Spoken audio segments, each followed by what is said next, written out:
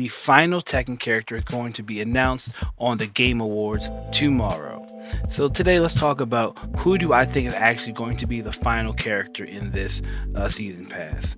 So based off what we've seen with everything going on in the game, especially with their emphasis on season 2 being announced, and we already got a teaser for who I think won't be this character, Anna. If you don't know, during the actual cutscene, you can see a helicopter with a kiss mark on it, which is the signature of Anna, Nina's sister. So I've been playing a lot of Nina on my channel. If you guys have been seeing it and watching my matches and some of my ranked matches on live, definitely check me out if you do watch me.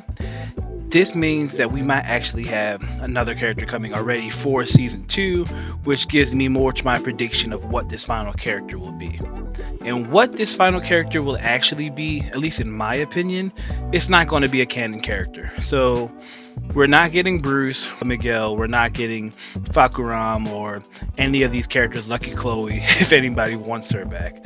But we are getting, at least in my opinion, a non-canon guest character. So this is going to be the first guest character actually for this game, just like we had Akuma or Negan or Noctis last game in Tekken 7. I'm thinking we're getting a non-canon character to the final character for this DLC. So with that, I have 3 picks that I think who's actually going to be the final guest character. And if I am right, make sure to like and comment on this video saying I was right. So here's my top 3. Number 3 is going to be Tifa. Obviously, this is the most fan desired pick. I think most people, in my opinion, are at least going to say Tifa should be in this game, especially with the big groundswell of actions that happened. Pretty much a character that I would not be shocked if she was a DLC character. Not saying in a bad way. I feel like they would love to do that, especially with the last game just coming out. It's extremely popular franchise. Noctis went over really well in the last game, so why not use a Final Fantasy character again? For me, my biggest problem is that it's another Final Fantasy character again. Do we really need that twice in a row? And would Bandai Namco be like, let's totally do that 2 times in a row? I don't see that happening personally. Let's go to number 2. It's going to be Ichiban Kasuga, I hope I'm not butchering his name, from the Yakuza Like a Dragon series. Now, I have never finished a Yakuza game on my own, but I understand that these games are huge. All of my friends talk about them and play them, and we all know everyone's been begging for Kiryu. We want Kiryu in the game. Unfortunately, Kiryu has a whole thing about how he does not hit women, so I really don't think it's actually going to be Kiryu. Since we're not using Kiryu, there is a character that's in the Yakuza franchise that's a main character and has a new game coming out in January. Ichiban Kasuga would probably be the perfect fit for that. I could even see them throwing in a reference. Maybe you get a suit that looks like Kiryu, or he gets a Kiryu suit as an alternate.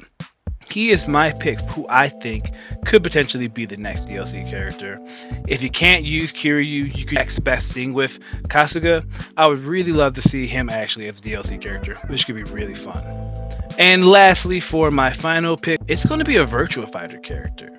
I think I have a lot of faith in Virtua Fighter, especially with the new game R-Evo coming soon. We're keeping Virtua Fighter alive. How do you do that? Why not keep yourself relevant by putting one of their characters in there?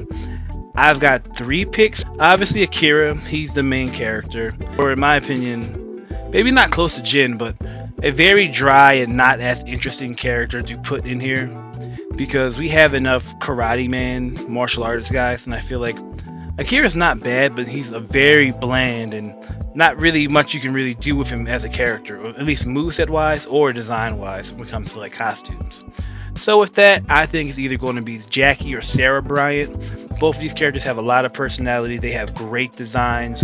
Both of them are, in my opinion, very iconic. Sarah and Jackie, along with Akira, have also appeared in Dead or Alive 5 as DLC characters. So there could be even more credence to all 3 of them being used as DLC characters. If I had to pick between who I would want more, in all honesty, I would pick Sarah Bryant. I really liked her in Dead or Alive 5.